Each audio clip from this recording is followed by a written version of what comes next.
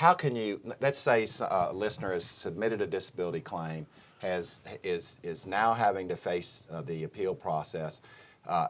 Under what circumstances might an appeal process, an appeal of a denial of Social Security disability benefits, be expedited? Well, that's a very good question, and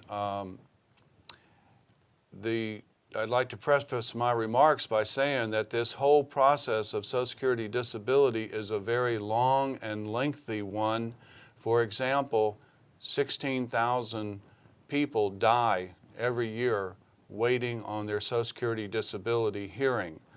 When you speak in terms of expediting, one thought that comes to mind is if you have a very serious, life-threatening, or perhaps even terminal illness, you should make sure that Social Security is aware of that, because they classify you as a TERRI case, T-E-R-R-I, and sometimes that can expedite the payment of benefits to you. Secondly, on a Social Security disability or a supplemental security income, I would suggest that if it's a very severe impairment, that you sit down with your treating physician and ask him if your impairment is of such severity as to meet the medical listing of impairments.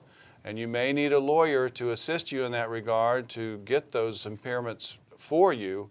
And if that doctor feels that you meet the medical listing, then that can be a way of expediting a favorable determination on your case quicker.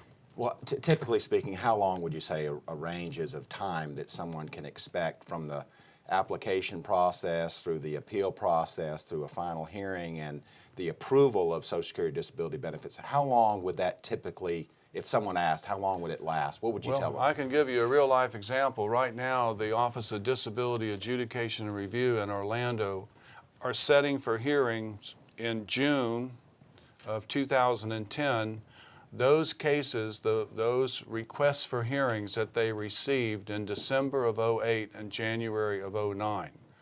So you're talking 18 months, 2 years, or maybe more? Well, 2 years sounds a little long, but 14 months sounds like a more realistic figure. Well, the good news, I guess, if you're an optimist, the good news is that if you get your hearing, you win your case, your lawyer wins your case for you, then you're going to get back benefits dating to when. That's a positive way of looking at it. At least your past due benefits will be increased, and your lump sum benefit will be probably a much larger amount.